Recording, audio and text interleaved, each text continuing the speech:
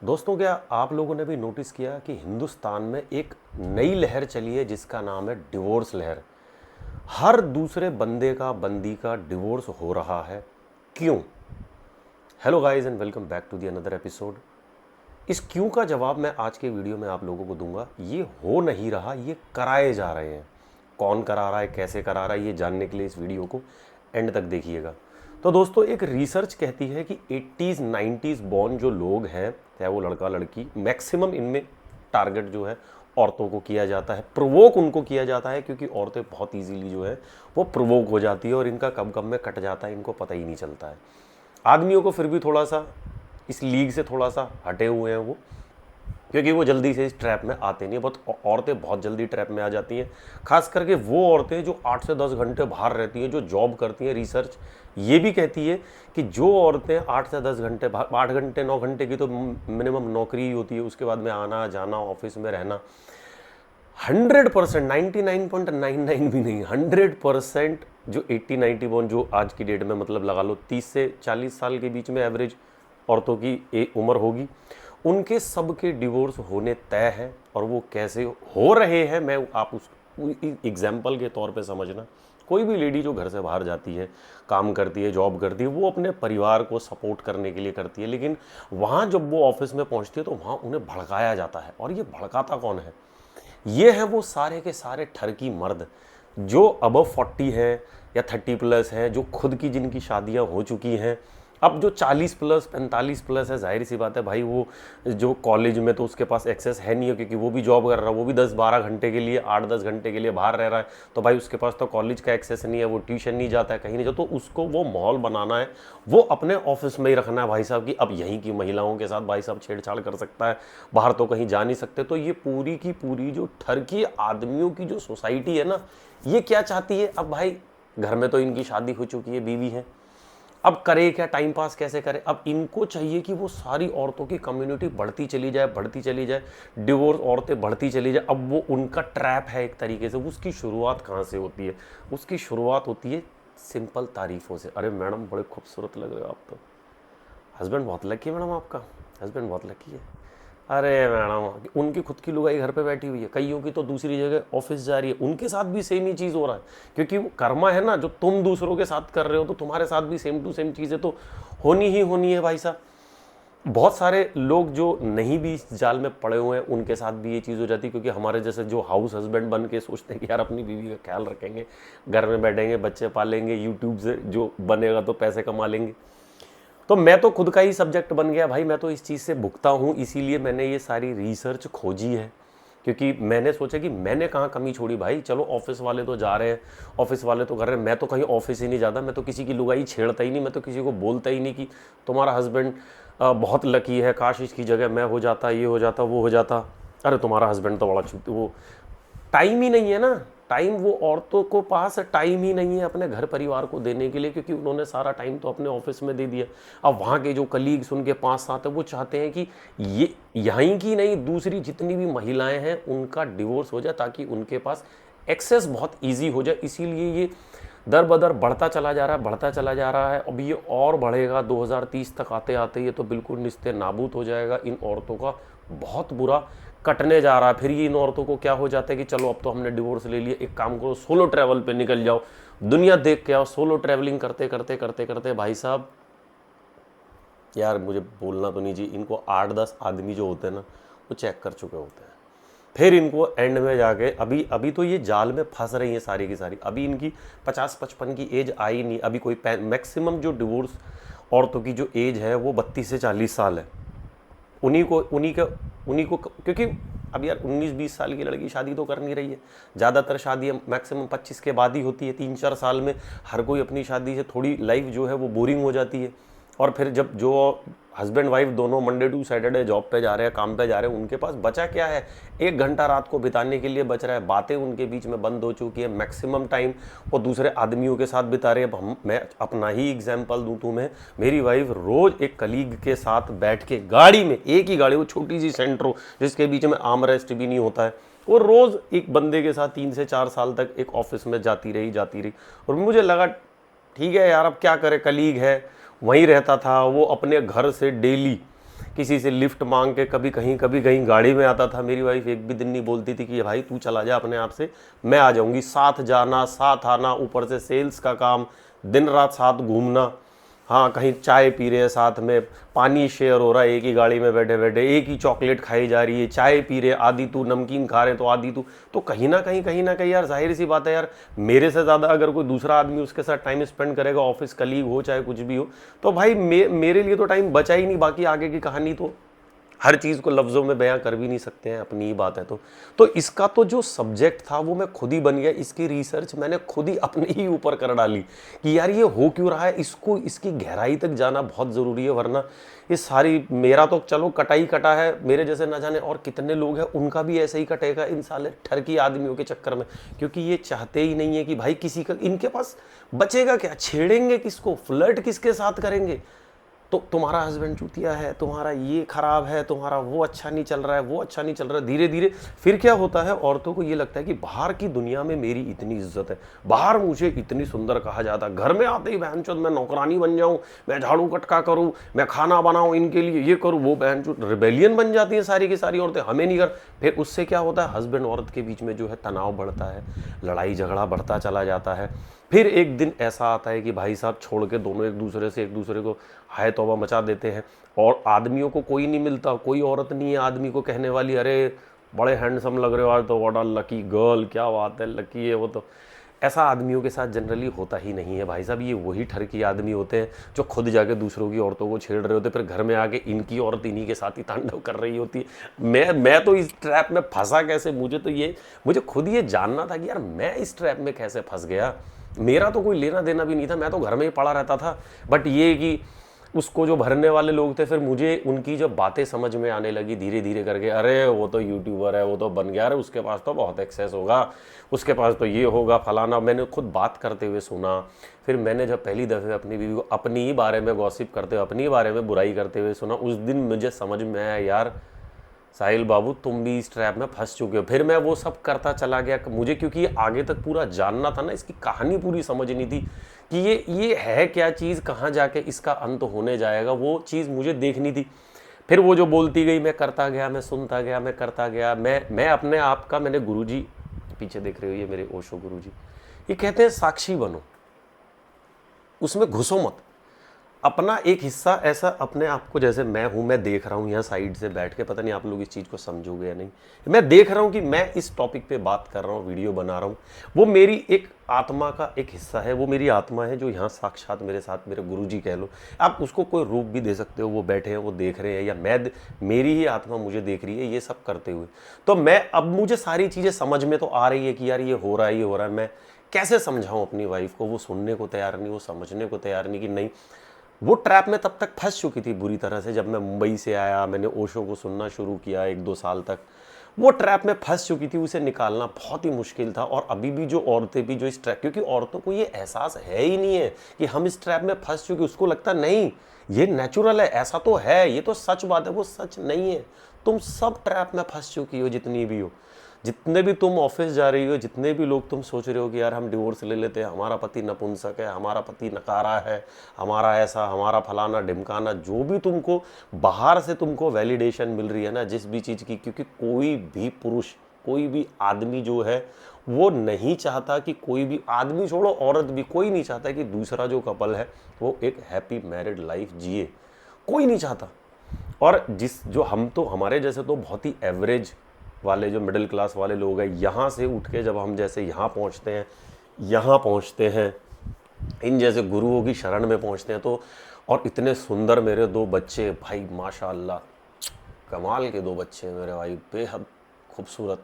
खैर मेरी वाइफ भी बहुत सुंदर है, ऐसी बात नहीं है, बट मैं क्या करूं भाई, मैं उसको घर में प्रोटेक्ट कर सकता था, मैं सब कर सकता था, लेकिन बाहर की दुनिया में तो मैं कर ही नहीं सकता। बाहर के लोग जब ऑलरेडी तुम्हारी ज़िंदगी में इतना घुस चुके, उनको इतना ज़्यादा एक्सेस मिल चुका है, तो भाई मेरे को प्रोटेक्ट करना उनका काम था, ना कि मेरी ही बारे में अगर कोई मेरे लिए गॉसिप कर रहा है, मेरी बिचिंग कर रहा है, उनका साथ देना ये तुम्हारा काम नहीं था। बट अगर तुमने ये चीज़ स्टार्ट कर दी है कि तुम मेरी बिचिंग, या कोई भी, मैं फीमेल को बोल रहा हूँ, तुम भी अगर इस ट्रैप में फंस रही हो, ये ट्रैप है, ये जाल है, समझो मेरी इस बात को। तुम्हारे ऑफिस में 10 लोग तुम्हारी तारीफ कर रहे हैं ना, उतनी ही तारीफ अगर वो अपनी घर में, अब मैं तुम्हें लिख के दे सकता हूँ, अपनी बीवी की नहीं करते होंगे कभी भी। तुमको ये बोलना साले के चांटा पड़ेगा, जाके अपनी बीवी की तारीफ कर। जो मेरे लिए बोल रहा है ना वो अपनी बीवी को बोल। ये जो तू लकी लकी बोल रहा, हाउ लकी और हस्बैंड इज, काश मैं होता उसकी जगह तो ये कर देता वो कर देता। फिर जैसे ही पता चला तुम्हारा डिवोर्स हो गया, भाई तुम्हारा एक्स भी तुम्हारी ज़िंदगी में कूद जाएगा। तुम्हारा मोहल्ले का जो तुम्हारा बचपन का आशिक होगा वो भी कहीं से इंस्टा फेसबुक ढूंढ के तुम्हारी ज़िंदगी में कूद जाएगा। और जो तुम ये गोल्डन बाल करा के, ये तो हर औरत जो डिवोर्सी होती, पता नहीं भाई इनका है क्या, मेरे को समझ ही नहीं आ रहा। ये गोल्डन बाल छुटते ही तलाक हुआ या नहीं हुआ, या करने की कगार पे हो, या अंदर से आ चुका है कि मुझे अपने पति को छोड़ना है, ये बहुत ज़्यादा हो गया है। बाहर की दुनिया, ये दुनिया तुम्हें दिखाएगी, तुम्हें लगेगा, एक बार को लगने लगेगा कि ये जो बाहर की दुनिया है ना, ये घर की दुनिया तो मेरी बहुत बोरिंग है, बहुत सड़ी हुई है। मेरे हस्बैंड के साथ की दुनिया, बाहर देखो कितना मज़ा है बाहर की दुनिया में, ये घूमना फिरना। क्योंकि वो हर आदमी तो चाहता ही यही है कि तुम रात के 11-11, 12-12 बजे घर में घुसो। वो थोड़ी ना चाहता है तुम 8 बजे घर में जाके बैठ जाओ, सेफ रहो अपने घर में, अपने बच्चे हस्बैंड में खुश रहो। कोई नहीं चाहता है। हर इंसान तुम्हें लेके जाना चाहता है। कोई तुम्हारे साथ कॉफ़ी डेट चाहता है, कोई लंच डेट चाहता है, कोई, हर इंसान ने, मतलब ये जो 40-50 से ऊपर वाले तो महाठरकी होते जा रहे हैं भैंचो, दिन का तो कहना ही क्या भाई। ये तो इन्होंने तो एक ऐप है, तुम लोगों को पता नहीं है उसके बारे में, शायद मैं तुम्हें बताऊं। मैंने देखा बीच में, मेरी रिसर्च में ये भी आया था, कारपूल करके एक ऐप है। तो कारपूल क्या करती है, तुम जैसे उबर है, रैपिडो ऐसी नहीं है वो। उसमें क्या होता है, लोगों की पर्सनल गाड़ियां होती हैं। एक बंदा जैसे नोएडा से जा रहा है तो वो अपना रूट डाल देगा कि मैं इस रूट से जा रहा हूँ, गुड़गांव जा रहा हूँ। तो जो मेरे पास 4 सीटें हैं तो वो 4 सीट में कोई भी आके बैठ जाएगा, लेकिन वो एक्सेप्ट वही करता है। अब जैसे मैंने भी एक बार ऐसे किया कि मेरी एक दोस्त थी, तो उसने जब वो ऐप उसने वो डाला, उसका एक्सेप्ट कर लिया। जैसे ही उसका एक्सेप्ट हो गया, मैंने डाला, मेरा एक्सेप्ट करे ना वो, मैंने उसको कॉल किया, मैंने कहा भाई मुझे भी यहाँ से लेकर फरीदाबाद तक जाना है, रास्ते में पड़ेगा, मुझे भी छोड़ देना। कह रहा नहीं नहीं नहीं नहीं नहीं नहीं, मैं फरीदाबाद नहीं जाऊँगा। लड़की को बैठाने के लिए हम दोनों सेम स्पॉट पे खड़े हुए, मैंने बोला मैं यहाँ मिल जाऊंगा तुम्हें, मैं सेम स्पॉट पे खड़ा हुआ हूँ, मुझे मना किए जा रहा है, लेकिन लड़की को पिक करने के लिए आ गया यहाँ से लेके। कह रहा ठीक है मैं छोड़ दूंगा उसे, गुड़गांव छोड़ दूंगा उसको। तो वो मैं कह रहा मैं तुम्हें रास्ते में मिल जाऊंगा। आधे घंटे से वो मेरी दोस्त के साथ फ़ोन पे रहा, स्पीकर पे रहा, जीप कंपास थी उसके पास भाई, वो उसको ढूंढ ढूंढ के लड़की के घर तक पहुंच गया पिक करने के लिए, मुझे रास्ते से भी नहीं ले रहा है। ऐसे ही मैंने और देखा बहुत, मैंने फिर मेरी और क्यूरोसिटी बढ़ी, मैंने कहा यार ये तो कमाल की, ये तो जाननी पड़ेगी। फिर मुझे पता चला ये सारे के सारे 50-55 साल के ठरकी अंकल है भैंचो।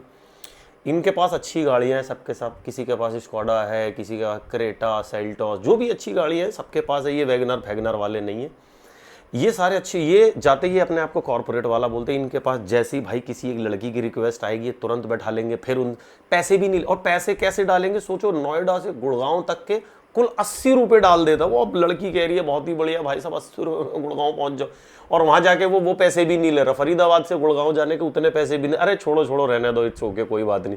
फिर फोन करने लग जाएंगे, कहाँ हो, कॉफी चाय ये वगैरह, वापस जाओगी, वापस भी छोड़ देता हूँ तुम्हें, मैं ही तुम्हें छोड़ दिया करूंगा, मेरे साथ आ जाया करो, ये कर लो वो, ये सब चुतियागिरी चलती रहती है। कारपूल ऐप ठरकियों की ऐप है, वो सारे अंकल ठरकी हैं, उसमें किसी को पैसे नहीं कमाने।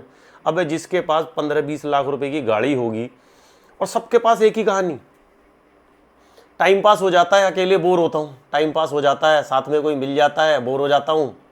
सबकी एक ही कहानी है। सब ये ठरकी आदमी जो है ना, ये सारी औरतों को खराब करने लग रहे हैं भाई साहब। अब औरतें तो मैं क्या बोलूँ, ठस है, भोली नादान भी नहीं कहूँगा, निरी यहाँ से ठस है भाई साहब।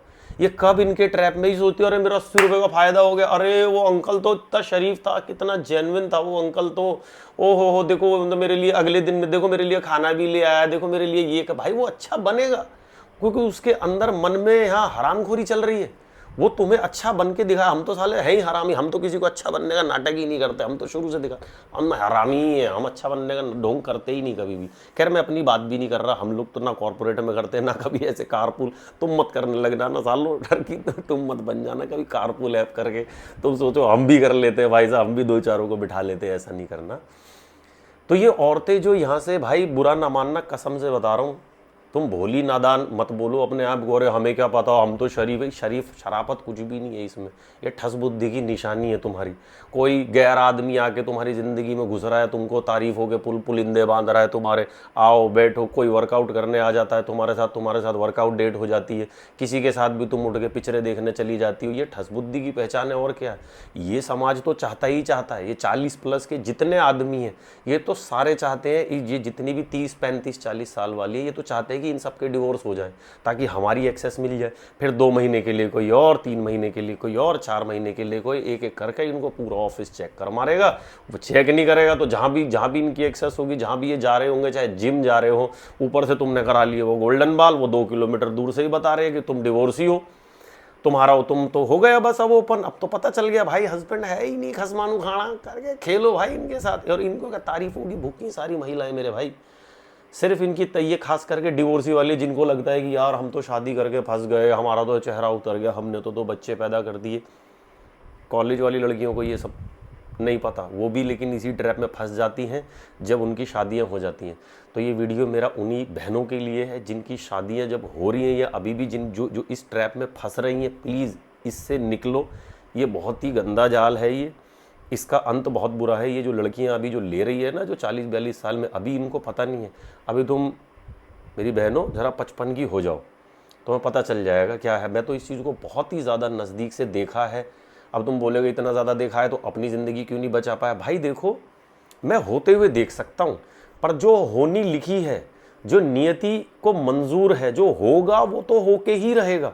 उसको मैं बचा नहीं सकता, मैं बदल नहीं सकता उसे। बस मैं खड़ा होकर देख सकता हूँ कि हाँ यार मुझे पता है ये तो होना है।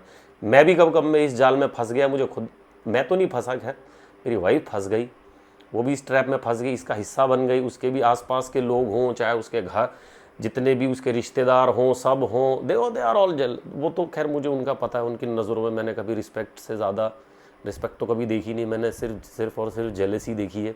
उसके आसपास के यार दोस्त तो हो गए, कोई भी, उनके खुद के, इसकी दोस्तों के खसम सारे देखे भाई, कोई पेट निकल रहा है, आड़े तिरछे सारे के सारे। अब वो देख रहे भाई साहब हमारा आदमी साला है। अब मतलब ये खैर पर्सनली नहीं जाते हैं, छोड़ो यार। तो ये सबसे बड़ा रीज़न ये है डिवोर्स का। और उसके बाद फिर जब औरत को पता चल ही जाता है कि मैं तो निकल ही रही हूँ, तो उसको रह रहता है। फिर आसपास के लोग भड़काने वाले बहुत मिल जाते हैं कि एलिमनी, ये तो चलो मैं दूसरे टॉपिक में बताऊँगा एलिमनी। ये सबसे मेन रीज़न है। अगर आप भी इससे बचना चाहते हो, इस ट्रैप से बचना चाहते हो, तो इस वीडियो को बार बार जितने अपने लोगों में, अपने दोस्तों में शेयर कर सकते हो शेयर करो, वरना एक दिन आएगा हर 40-42 साल की औरत जो होगी ना, वो डिवोर्स हो चुकी होगी। सारी ब्रह्मांड जो 80-90 बॉर्न है ना, सारे के सारे, ये अब औरत का अकेले का थोड़ी डिवोर्स होगा, आदमी का भी होगा। सारे के सारे डिवोर्स ही घूम रहे होंगे। वो हर औरत और बैठी है अपने बच्चों को लेके, बाप को एक्सेस नहीं है, बाप सोच रहा है मैं क्या करूँ, मैं मर जाऊँ। वो तो औरत तो यही चाह रही है, उसको तो दिमाग में इतनी नफरत भर चुकी है, वो चाहती है कि हाँ मर ही जाए साला, पूरी खुली छूट हो जाएगी, ना देखेगा ना कुछ। मैं आज भी यहाँ से बैठ के वीडियोस के थ्रू सुन, मैं तेरे को कंट्रोल कर रहा हूँ। मैं जब बोलता हूँ डीपी हटा दे तो डीपी हटा देती है, जैसे तूने मुझे कंट्रोल करके रखा था, क्योंकि हमारे हाथ में होती है चाबी कंट्रोल करने की। मैं जब बोलता हूँ डीपी हटा दे, डीपी हटा देती है। मैंने बोला चौधरी हटा दे, अपने नाम के आगे से चौधरी हटा दिया। मैं बोल रहा हूँ मोरिया लिख दे, तो मोरिया भी लिख दे, चौधरी हटा दिया। एक काम कर, आधार कार्ड, लाइसेंस वाइसेंस जहाँ भी है वो वहाँ से निकाल दे। मेरे बेटे का अभी नया एडमिशन हो रहा है, डेविन चौधरी हटा दे। जानू का नाम तो राधा तूने खैर कभी रखा ही नहीं, वो तो पता ही नहीं, वो तो आगे चल के भगवान जाने क्या है, उसकी मिस्ट्री क्या है। बड़े होंगे, कभी मौका मिला डीएनए टेस्ट कराने का तो मैं तो भाई दोनों का ही करवाऊँगा। कभी मुझे बहुत ही ज़्यादा तुमने जो मतलब वो फंस चुकी थी बुरी तरह से। एक होता ना बहुत बुरी तरह फंस जाएगी, उसको निकल ही नहीं सकता। फिर वो तुमने देखा वो स्टिक पैड होता है जिसके ऊपर से वो चूहा पकड़ने वाला होता है, आप वहाँ से खींच के चूहे को तो निकाल देते हो। जैसे बालों में च्युइंगम होती है, अगर वो एक बार चिपक गई तो वहाँ से बाल ही काटे जाएंगे, फिर वो च्युइंगम बालों से छूट नहीं सकती। तो वो हाल हो गया था मेरी वाइफ का भी भाई। वो भी इसी तरीके से उसके भी बालों में बुरी तरह से च्युइंगम चिपक चुकी थी। तो मैंने भी सोचा कि चलो यार अब देखी जाएगी, इतनी बुरी तरह से चिपक चुकी है, क्योंकि गलती थोड़ी बहुत ऐसा समझ लो मेरी भी थी। मैं भी काफ़ी टाइम से मुंबई क्योंकि रहा करता था। मैं तो भाई अपना करियर बनाने के लिए रह रहा था, क्योंकि मुझे मॉडलिंग करनी थी, बहुत अच्छे लेवल पे, तो वो यहाँ भाई फरीदाबाद में रह के तो हो नहीं सकती थी। मैं एक एक महीने में 4-4 मुंबई ट्रिप्स किया करता था। फ़्लाइट से आना, मैं थक जाता था यार कि हर हफ्ते मुंबई जा रहा हूँ, फिर 2-3 दिन फिर एक बैग पैक करूँ, फिर जाऊँ, फिर इतना काम कर रहा था, अच्छा काम कर रहा था, बढ़िया काम मिले जा रहा था, मिले जा रहा था। सारे हीरोइंस के साथ रैम शोज़ करने के मौके मुझे मिले, बहुत बढ़िया मज़ा आया मुझे, बहुत बहुत अच्छी जर्नी थी वो, बहुत मज़ा आया। लेकिन मुझे ये नहीं पता था कि घर पे रह के, क्योंकि यार मैं टाइम नहीं दे पा रहा था, मैं सच बोलूँ मैं नहीं दे पा रहा था। मैं अपना ऑडिशन सुबह से शाम तक मैं कम से कम 7 से 8 ऑडिशंस दिया करता था। थिएटर क्लास मेरी रहती थी, जिम मुझे जाना, फिर खुद ही खाना बनाना पकाना वो सब भी करना था, क्योंकि इतने पैसे नहीं थे कि भाई रोज़ रोज़ बाहर खाओ या घर में कुक लगाओ। खाना मैं खुद ही बनाता था। ये वहीं से ही मैंने सारा कुछ सीखा जो आप मेरे वीडियोस में भी देखते रहते हो। मेरा एक कुकिंग शो भी था, ये यूट्यूब की शुरुआत वहीं से ही हुई थी। एक मैंने कुकिंग शो बनाया था, दैट्स कॉल्ड लाफ्टर कुकिंग। तो खैर ये तो अलग बात है। तो ये जब मैं आया वापस तो मैंने देखा यार वो ट्रैप में बुरी तरह फंस चुकी है, और कितनी सारी औरतें इस ट्रैप में फंसे जा रही है।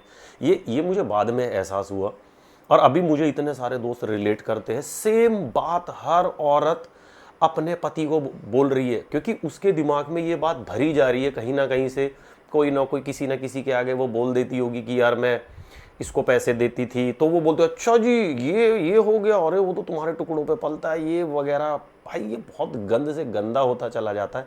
सबकी सेम हिस्ट्री इसीलिए क्योंकि सेम ही कहानी है हर इंसान की। हर औरत सेम तरीके से सेम जाल में फंसे जा रही है। तो भाई आपको बचना है इस ट्रैप से, तो मुझे मैसेज करो, डीएम करो, अपनी काउंसलिंग करवाओ, अपने हस्बैंड के साथ बैठ के बात करो। अगर हस्बैंड को लग रहा है कि यार वाइफ मेरी फंस चुकी है, आप एक काउंसलर पकड़ो, आप दोनों एक दूसरे को बोलोगे तो आपको समझ ही नहीं आएगा। मेरी वाइफ के साथ भी सेम प्रॉब्लम थी। मैं अगर उसे बोलता तो उसे ये बात समझ ही नहीं आती। उसको लगता कि मैं झूठ, मतलब सबको ही ये लगता है कि मैं तो सही कर रही हूँ, मैं कुछ गलत नहीं कर रही। हर औरत के अंदर यही है, मैं कुछ गलत कर ही नहीं रही। उन्होंने खुद को अपने आप को कह रखा है कि मैं सही कर रही हूँ, क्योंकि उसको वो 4 आदमी जो उसके दफ्तर में बैठे बोलने वाले हैं ना, नहीं नहीं बहुत बढ़िया कर रही हो तुम, गलत नहीं कर रही हो। लेकिन यही चीज़ अगर आप एक काउंसलर के पास जाओगे तो काउंसलर जब अगर बोलेगा ना कि यार नहीं ये गलत है, और उस लेडी को वो जो इतने बुरी तरह से ट्रैप में फंस चुकी है ना, उसको ये सुनना ही नहीं है किसी काउंसलर से कि यार नहीं, क्योंकि उसको ये बता दिया गया है, जता दिया गया है कि तुम्हारी जो हस्बैंड के साथ वाली लाइफ है वो बहुत ही ज़्यादा बोरिंग है, और ये जो बाहर की जो ज़िंदगी है ये बहुत ही ज़्यादा इंटरेस्टिंग है, एंटरटेनिंग है, इसमें मज़ा ही मज़ा है। मैं बार बार अपने एग्जाम्पल नहीं देना चाहता, आप खुद ही इस चीज़ को एक्सपीरियंस कर चुके, जो बहुत सारे लोग कर चुके होंगे या बहुत सारे लोग शायद करेंगे आने वाले वक्त में। इसलिए मैं आप लोगों को पहले से ही बता रहा हूँ, ये ठरकी समाज से बचो, इससे बचो, वरना आपके साथ भी यही हाल होगा जो मेरे साथ या मेरे जैसे बहुत सारे लोगों के साथ ऑलरेडी हो चुका है और अभी होने भी वाला है। मैं कह रहा हूँ ये होके ही रहेगा, क्योंकि औरतों को इतनी जल्दी समझ में आएगी नहीं। 2030 तक ये रिसर्च तो हो ही चुकी है, मैं पहले से ही आपको प्रिडिक्शन करके बता रहा हूँ, और ये होगा, होके रहेगा। लिख लो, आज लिख लो, ये वीडियो 2026 में बना रहा हूँ मैं, 2030 में मैं दिखा दूंगा आपको अगर ये बात सच होती है या नहीं होती है। बाकी अगर आप बचना चाहते हो इस चीज़ से तो वीडियो को ज़्यादा से ज़्यादा शेयर करो। अगर किसी 2 बहनों का भी मेरी वजह से अगर घर बस जाएगा, या ये वीडियो से उनको समझ में लग जाएगी कि वो इस ट्रैप में फंस चुके हैं, तो भाई ये वीडियो बनाने का जो मेरा मकसद है ये पूरा हो जाएगा। बाकी वीडियो अच्छा लगा हो तो दोस्तों इसको शेयर करो, आप भी शेयर करो, कोई आदमी देख रहा है वो भी शेयर करे, और कोई मेरी बहन देख रही है तो वो भी इसको शेयर करे, और चैनल को ज़्यादा से ज़्यादा सब्सक्राइब करो, क्योंकि अब मेरा टॉपिक यही रहने वाला है, क्योंकि इसके पीछे बहुत सारी चीज़ें छुपी हुई है। मैं नहीं चाहता कि ये जो जनरेशन में जो बच्चों के साथ जो हो रहा है, सेम लाइक मेरे बच्चों के साथ जो हो रहा है, वो ब्लॉक होके बैठे हैं। लाइक मेरे से उनका एक्सेस नहीं है, दादा से उनका एक्सेस नहीं है, बिल्कुल भी। मैं नहीं चाहता कोई भी कोई भी बेटा बाप के ज़िंदा रहते हुए वो बेचारा अपने बाप से दूर रहे, क्योंकि सिर्फ ऐसा नहीं कि हमें ही अपने बच्चों की ज़रूरत है, अरे उनको भी उनको भी अपने पिता की ज़रूरत है, जैसे मुझे अपने पिता की ज़रूरत है। मैं उनके बिना एक दिन भी सोच ही नहीं सकता भाई। वो बैठे रहे, मुझे अच्छा लगता है कि वो बस मेरे सामने बैठे हैं, बनाना खिलाना मैं सब उनके लिए कर दूंगा, मैं खूब उनकी सेवा करूंगा, बस वो मुझे बैठे दिखते रहे, मेरे सामने रहे, बस ये मैं चाहता हूँ। वो जब वो बच्चे बड़े हो जाते हैं ना, तब उनको ये चीज़ रियलाइज़ होती है। अभी तो ये औरतें ट्रैप में फंसी हुई हैं, ये हमारे साथ बुरा नहीं कर रही है, इनको लग रहा है कि वो हमसे रिवेंज ले रही, हमारे साथ बुरा कर रही है। वो नहीं, वो बच्चा जो बोल नहीं रहा है क्योंकि वो अभी छोटा है, उसको इस चीज की समझ ही नहीं है। तुम बुरा उस बच्चे के साथ कर रही हो, सारा का सारा अपनी ईगो के चक्कर में कर रही हो, सिर्फ उस बच्चे के साथ बुरा। तो इसलिए मैं नहीं चाहता कि यार बच्चों के साथ ये इतना बुरा हो। बाकी अगर किसी को बात समझ में आए तो भी ठीक है, नहीं समझ में आएगी तो भी ठीक है यार। देखते हैं बाकी आगे क्या होना है, और अगले वीडियो में हम जानेंगे थोड़ा कुछ और औरतों के बारे में, डिटेल इस ठरकी समाज के बारे में। तब तक बने रहो, वीडियोस देखते रहो और चैनल को सब्सक्राइब ज़रूर करो। Thank you so much. जय भोलेनाथ, हर हर महादेव।